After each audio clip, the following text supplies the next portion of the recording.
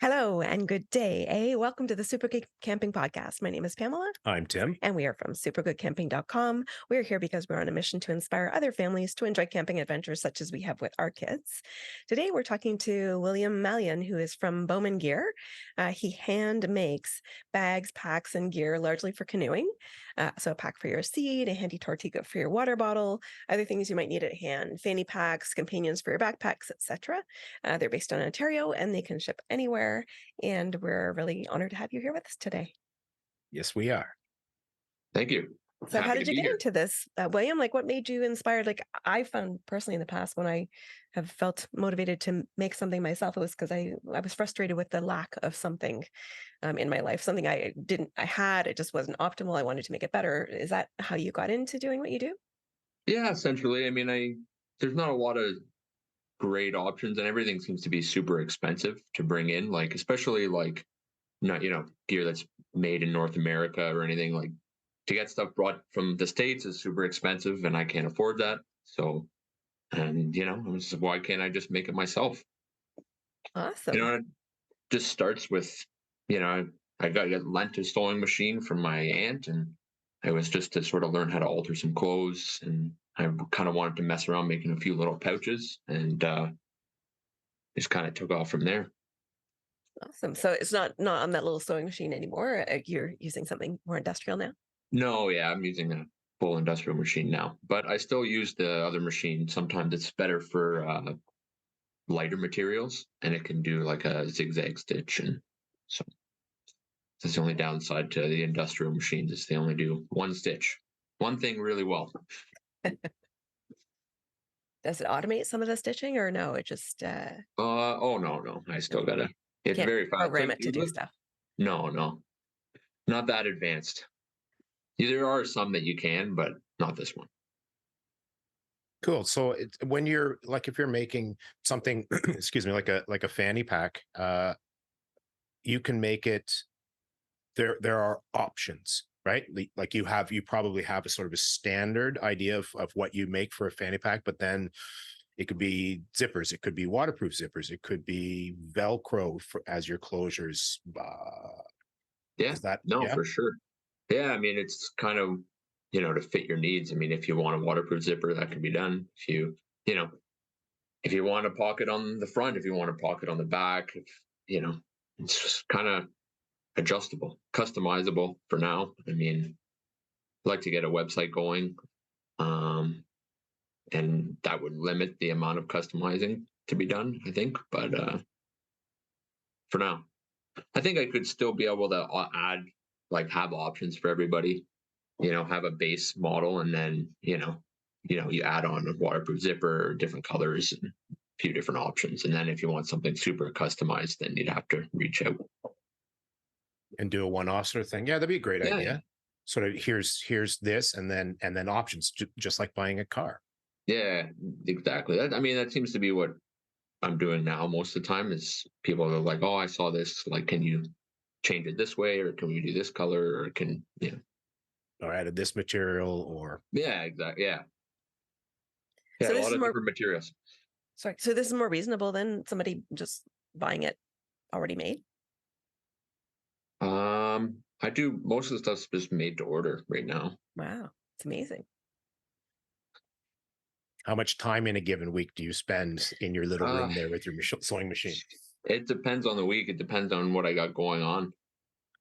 Um, I got to work, and then I come home, got to do everything that is related to living, and then I gotta, try and get on. If I have something, I gotta make someone, and if I don't, then I might come on and just sort of play around with some ideas I have, or try and draw some things out. So in terms of the patterns for these, this is just it's your own designs, right? Is there's not something you Yeah. can just order a pattern from you. No, I don't. Yeah, I don't have patterns the way you typically see patterns. It's all I have it all written down in a notebook, and I kind of draw things out, and then I figure out how big I want it to be at the end, and then I kind of work backwards from there. That's Where I if there's just computer programs that maybe I should get that would help, you design it on the computer, and then it sort of creates the pattern for you, and that would take some time out, but I don't have that. So did you teach yourself all of this? Yeah, yeah, That's It's that's amazing. wild. yeah. So I mean, when my aunt gave me the machine, she showed me how to, the basics of how to, thread the machine and how to use the machine, and then just trial and error, cursing, Well, if it was me, it'd be starting a lot over. of error. It'd be a lot of There's a lot frustration of and then error. giving Yeah, up. it's a steep learning curve, especially, you want to learn different fabrics and then all sort of different fabrics, different needles, different threads. Threads, So, yeah, yeah. That's wild. it's a lot of it's a lot of trying, failing, and then starting over. You know, that's what my aunt told me, is that nothing's permanent. Even if you miss a stitch, you ruin a stitch line, you can undo it and do it back up. So most of the time, some of these fabrics, especially the waterproof ones, the holes are permanent.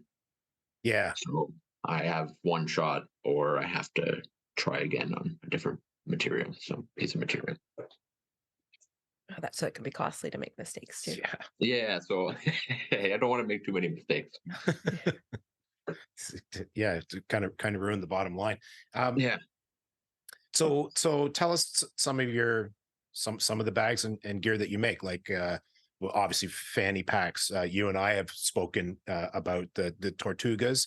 So like yeah. a bottle holder and just sort of gear that you need to have right at hand, right in front of you, kind of a deal. What else?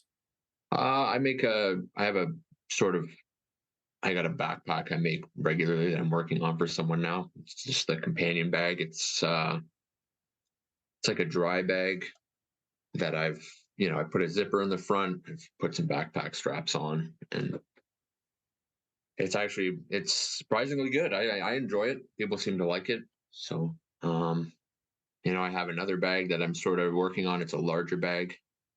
It's on my page as well, and it has dual front zippers, so it opens up all the way. And I'm just sort of playing around with some frames, internal frames, to make some backpacks, because backpacks take a little more testing before I'm comfortable giving them to people to sort of throw around and carry all kinds of weight, especially playing around with like internal frames and maybe external frames. It's a lot of trial and error. Yeah, and we're talking like I don't know, 30-liter packs or bigger. Where are you kind of going with that? So the companion pack, it's around 20-25 liters. Then the next bag that I've made is around 45. And I mean, I've camped out of that one. I camped out of that one my last trip when I was testing it out. I was able to get everything in there. I mean, you got to be pretty Spartan with stuff, but and then I have the thwart bag. I'm calling the Nomad. It works as a lid for that bag, so I can remove the lid. I can attach it to the pack, and then as needed, you've expanded how much you can carry. So Kind of modular. yeah, try and make modular. Try and make everything sort of work together. So you're not having sort of a system where you don't need to buy a whole new thing. Everything that things can add on, and you can sort of adapt and change to what you need. Cool. And I keep thinking about like Thomas and I, our eldest, he's my backcountry partner. Um, we take rubberized bags, like big ass, like the mountain equipment slog. Yeah. Like we've got a North 49, 120-liter something or other, but they're big rubberized, heavy Yeah. as all get out. I keep thinking it would be nice to have something even of that size, but a ton lighter, like not Yeah. not carrying that much bag. That maybe isn't, might not be chuck it out of the canoe and it floats or it doesn't take on water. Um, but I don't intend to tip the canoe. So it's more Oh about no. all the water you take on as you're paddling Yeah, and stuff like that, right? for Or sure. you're out in a rainstorm. Yeah, right. Yeah, the rain is a big thing. Yeah, I mean that's definitely something I'm working on. I've made a portage bag for myself. It works with an external frame that I have from another manufacturer that you know, but and that's sort of the idea, is it's a super lightweight. I don't do as much ultralight stuff because it gets lightweight's doable. lightweight big pack is definitely doable. I mean, it's the cost, right? I'm not going to be able to compete with Mex cost, and the lightweight, durable, waterproof fabrics are pricey. Yeah, So, I would you know, imagine so. a lot of things, you got durability, lightweight, and cost. You get to pick two of those things, and that's it. Yeah. You can get something that's cheap and durable, but it ain't going to be lightweight. If you want something lightweight and durable, it isn't going to be cheap. So, Well, if it's gear that's going to last for a long yeah, time, I'm okay with paying more than I might think I want to pay because yeah. I'm going to have for 10 years or whatever, right? So Oh 15 yeah. years. Well, yeah. I mean, hopefully more. I try and make certain things I try and make. I try and keep repairs in mind too. I don't want to make stuff that just once it's damaged, it's no good anymore. So I try and think about, because I want people, if they have a problem, they can reach out to me, and I can be like, all right, well, we'll send it back, and I'll fix it for you. It hasn't happened yet, but I try and keep that in mind when I'm making things, that I'll be able to fix it if it needs to be fixed, instead of Okay. just Good for tossing it away. sustainability, which we love that. Keep things on Oh the yeah, landfill. We yeah, do. Yep. yeah. A lot of the fabrics I use, like the Eco Pack fabrics, are it's all recycled. It's a recycled material. So Like that too. Yeah. Being the tree huggers that we are, we like that. Yeah. yeah, no, it's important.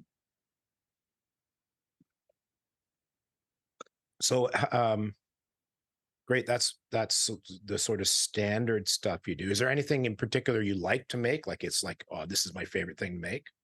I do like making the backpacks. So I like making anything. I like the process of, people come to me with an idea, and then like taking that idea and figuring out how to make it work. Like the problem solving aspect is, I love that part of it. So it doesn't really, I like making everything. I could see maybe making the same thing over and over and over and over and over again might get repetitive. So I like changing it up. That's why I like, people want to change something. It kind of gets my mind going, and I get to figure out how to make it work. Make their dreams come true. Looking at your Instagram and TikTok, so you test out your own gear, obviously, because you can see them in your pictures there. Where Yeah. do you go? Where are your trips? We've been venturing into Algonquin the last couple of years. Um, I go into the Halbert Highland water trails quite a bit. We'll go up Crownland camping around Sudbury too. In the past, we spent a lot of time in Massasauga Park. It's gotten hard to book in there because they have a limited amount of sites. So I haven't been there in a couple of years. But yeah, I mean, I try and go the booking things. I like to keep things a little more spontaneous. So it's hard when you have to book things so far in advance nowadays. You have to plan for what you're going to do in spring and March. So it Well, can be tough. I'm planning next summer's now. Yeah, well, I know. I got to start talking to my tripping buddies too, and figure out what we're going to do in May. And that's why we like having some Crownland spots, where you don't need to necessarily book, or you just pay for a permit and you try and beat people there. Right? Yeah. Leave on a Wednesday, leave on a Thursday in the middle of the night, and get there before everyone's awake. But maybe I shouldn't be telling people my secrets. Yeah, definitely. Yeah. Taking notes. Yeah. Well, especially when I mean, people book in Algonquin and you're booking a lake. You don't want to end up with the worst site on the lake, so it's good to get there. Or the farthest away site, and you have Yeah, to paddle through all the other sites first to yeah, discover that the only one that's open. Yeah. yeah. Is Yeah. part marsh or something. Yeah, I mean, I'm looking forward to next season. It should be good. I'm hoping to have a few more things to test out and play around over the winter. I've got a couple ideas, a couple of things people want me to try and make for them. So Want to we'll give us see. a sneak peek into what you're planning over the winter? Well, I'd like to get a bigger portage bag going. Something that isn't the external frame like I have right now. Something with its own backpack straps, and I want to iron out like an internal frame that is sort of interchangeable. for how much weight you're going to be carrying. I don't know. I want to say too much. People steal my ideas, but I like the idea of like, customizing what you can carry with a bag. You can run it without a frame, or you can just sort of slide the frame in. And stiffen it up if you're carrying a bunch of extra weight or That's whatever. right. That's right. Sweet idea. Yeah. Yeah, I like that. I I get, actually, yeah, I'm working on, it's making it work, making it easy for people where it still like functions the way it should. And it's not just trying to function, it is function. So that's kind of what I'm working on with that 45-liter bag. And then if I can make it work, I can scale it up to the larger portage bags. Because there's some cool fabrics out there that I think people would be pretty impressed with, durability wise and waterproof wise. They're most of the fabrics, waterproof fabrics I deal with are 100% waterproof. You're not relying on a coating. It's a multi-layer material, and it's waterproof. And then I do poke a bunch of holes in it, so I gotta seam seal it after most of the time, and play around with different ways to seam seal it, seam tapes, and yeah, so I should pick your brain at some point. We've got a, I want to say it's only maybe 6 or 7 years old tent, and laying in it this past summer, looking up, and it was like, oh, wow, I have to redo all these seams, like all of them, yeah, which is I'm quite disappointed with. It's like, oh, yeah. I shouldn't. That seems way early to me. Like we don't put that kind of mileage on our tents. How long So have you had it? 6 7 years maybe. Oh, okay, yeah, It certainly, compared to our other tents, like I'm gonna have to set them up and look at them all. But like yeah, I've got tents that are twice as old as that still don't, that I've had to do a silicone spray on, just yeah, just for the nylon or whatever, but the seams have been fine. So yeah. So like the it's like peeling or cracking on the seams, I they're, guess. yeah, peeling off. Yeah, yeah, Yeah, it's like I that was there was a piece that was hanging, and that's what made me go, oh, what? And then I looked around at the rest of it. It's like, oh, it's all in terrible shape. yeah. Hopefully it doesn't rain. Well, it's okay. I've got 5 other tents. I'll just take one of the other ones. Yeah. Oh, there you go. Yeah, I have the hammock tent that I use for when I go with my buddies, and then I have a bigger tent for when me and my wife go. So Cool. How many days a just year do you get out roughly? it depends on the year. Some years they just do a bunch of weekend trips, try and get out, once or twice a month.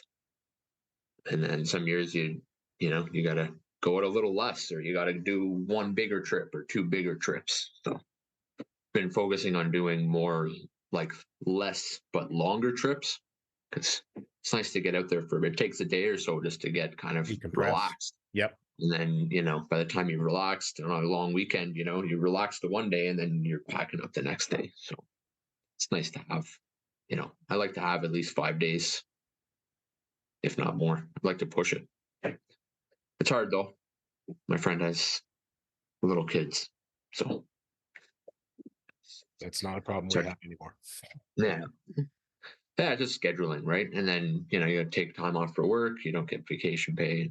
So jealous of the people that take the month-long trips. Some people you see regularly that do the month-long trips, and it looks like a good time. Maybe one day Yeah, wouldn't win the lottery we could, first. yeah, Yes. or I can expense it all to, testing, research, and development. Oh, there you go. There you go. Yeah. Attaboy. Work those taxes. Yeah, right off the whole trip. Yeah. I am gonna try and make some more daily carry stuff. I'm gonna try and make a backpack that is more for, using on a daily basis instead of just for, camping oriented stuff. Because I mean, everything I make you can use whenever you want, but maybe something that's a little more oriented towards, you know, going to work or just going on a short hike, something like that. So that's something I am been working on now. I gotta start putting some thread together for it. So a particular project, roughly how long does it take you to make? It'll vary obviously by what you're making, but Oh yeah, yeah. Yeah. If I said it doesn't take a whole like maybe it take me a week or two if you want something super custom. yeah. If I got to order fabrics, it takes longer, but it really depends on how complicated it is. But most things like a smaller fanny pack or pouches and stuff like that, I can usually get out in, a day or two because, I know how to make them. So I had to have little templates for certain things just to make it a little easier. So I don't need to do measurements every time. Cool. That's way faster than I thought. Yeah. It's a long time since I've done any sewing though. So what do I know? Yeah. I mean, that's, a couple of days is something, straightforward that I've done before without too much. I don't have to think about too much, then I can do things relatively quickly. But if I got to customize it, then it might take me a little longer, or it will take me a little longer because I spend a lot of time thinking about stuff. Which direction do I want the seam to fold the seam? If water's running down the bag, you want to make sure that the seams are in such a way that it's not pooling on the seam that's sort of running the water off. So, for an example, of something that I was just trying to figure out. Not running right into the pocket of the Well, yeah, exactly. You want to kind of make it make sense. A little bit of thought. Yeah. And is there particular maintenance or upkeep that people need to do to your products once they've got them? Like, should they spray them with silicone or something like that just to keep them waterproof? Or No, I mean, like I was saying, I mean, with the waterproof materials, I mean, they're waterproof. There's not. I mean, if you poke a hole in it, then you're gonna have to patch it.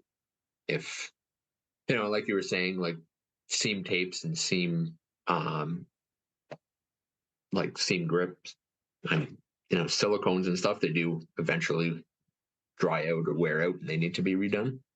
But as far as like the pack materials in general, like there shouldn't be any maintenance. Wash it off if it gets covered in dirt, but there's no special maintenance that needs to be done. Keep an eye on the seams, and like you said with your tent, seam needs to be a little bit of maintenance. If you don't feel comfortable doing it, I can always redo it for. Cool. I'm going to send you my tent then. So it's your fly, I guess. Yeah. Yeah. Yeah. I can't say that I looked at I was looking through mesh when I looked at it. I don't think I'm going to have to look at the tub now and just see what kind of shape it's in, like the bottom of the tent. But yeah, the fly was, it makes me sad. I ordered the tape already. I don't, whatever.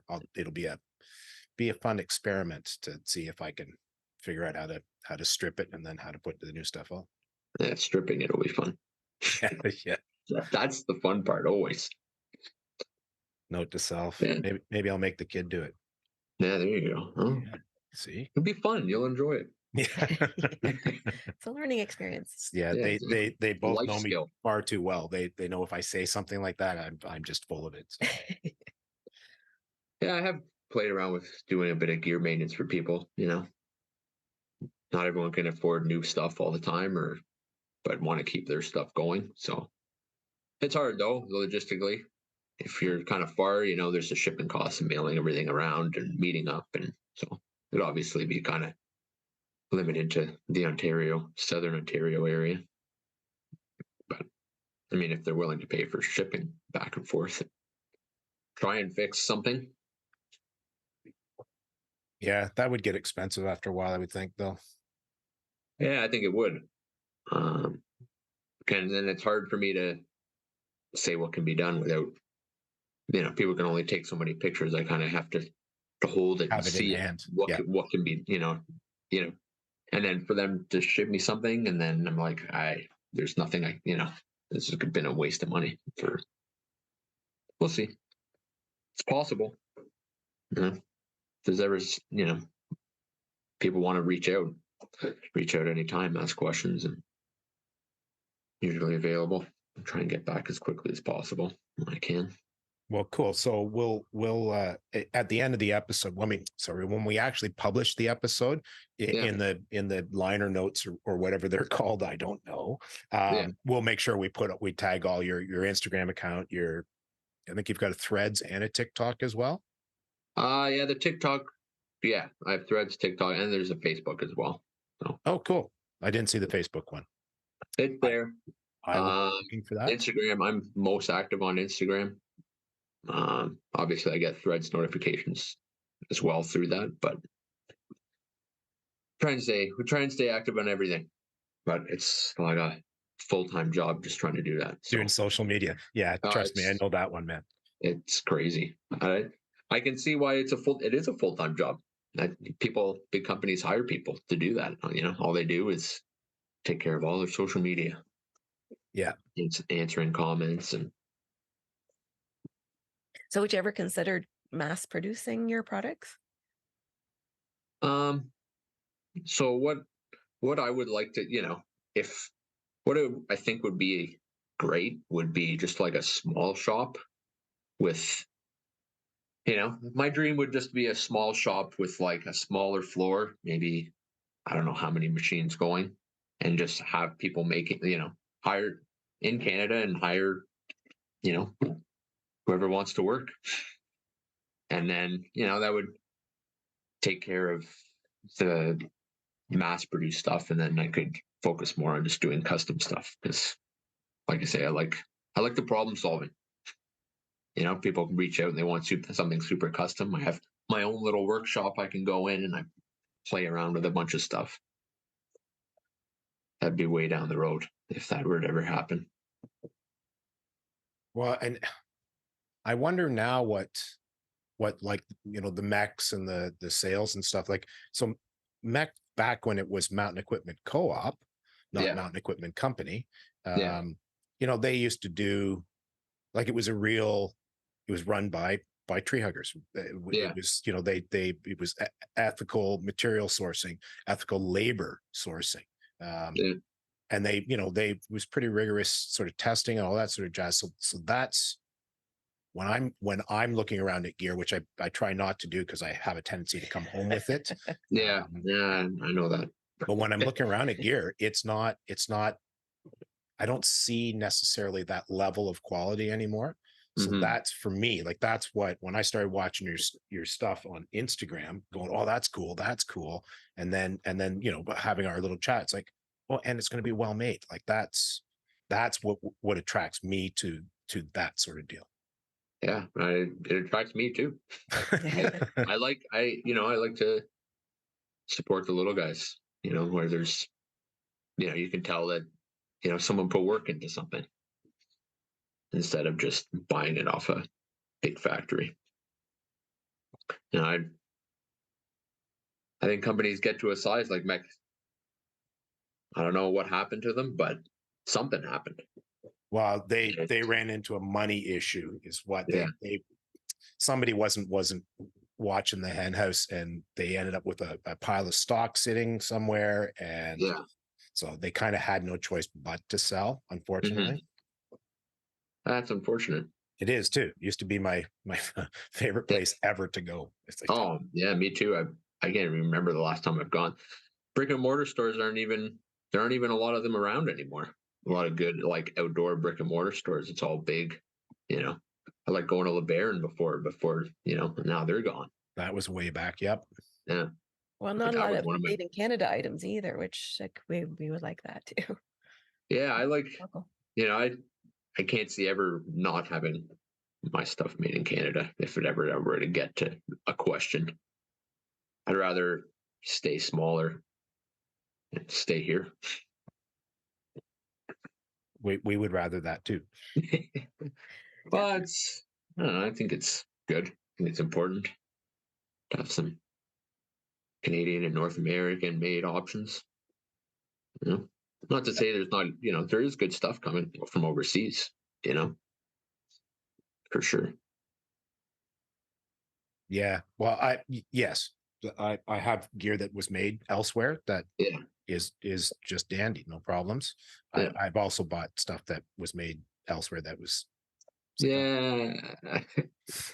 You run into that problem. Yeah, it's nice. I mean, nice to have things made in Canada. I think it's not easy, especially made in Canada. A lot of like as far as sourcing materials, there aren't a lot of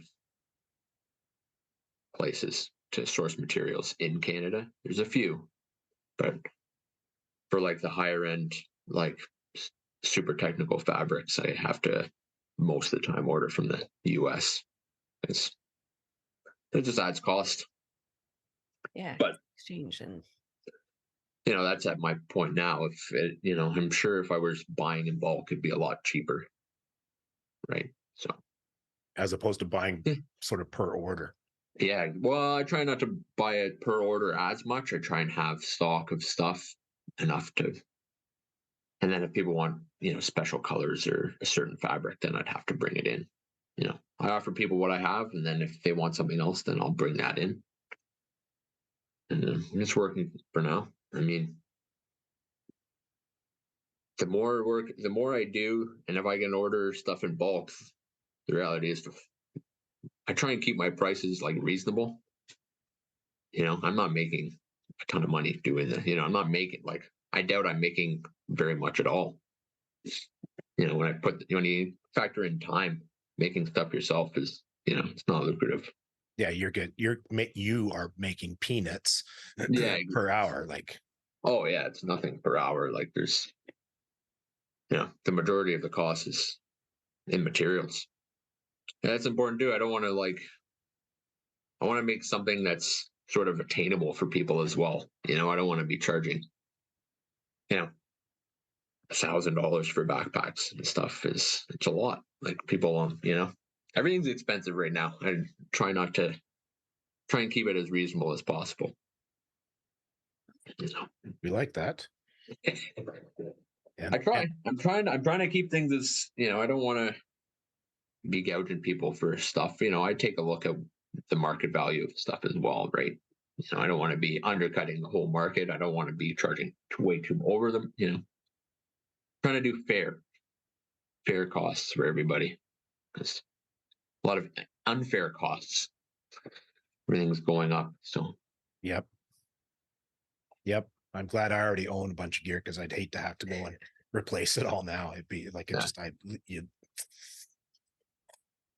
Yeah. have to check my 649 tickets from last night, I suppose. Yeah, there you go. You never know. All new gear all around. Right. For everybody. Woo! Yeah. Christmas. Yeah. Canoe tripping all summer. Don't get me started.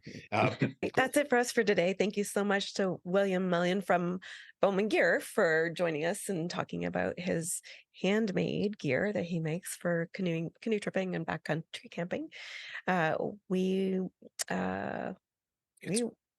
Sorry. Go ahead. Please do check him out. He's on Instagram, Threads, and TikTok. His account is Bowman_gear on all of those platforms. And he's on Facebook as well. And please do reach out to us. We are on Facebook and Instagram and YouTube and what did I miss? Twitter, X, whatever the heck that is now. Yeah, that thing. Please do email us if you want to talk to us or if you have a suggestion for an episode that we could do. We are hi@supergoodcamping.com. That's hi@supergoodcamping.com. And we'll talk to you again soon. Bye. Bye.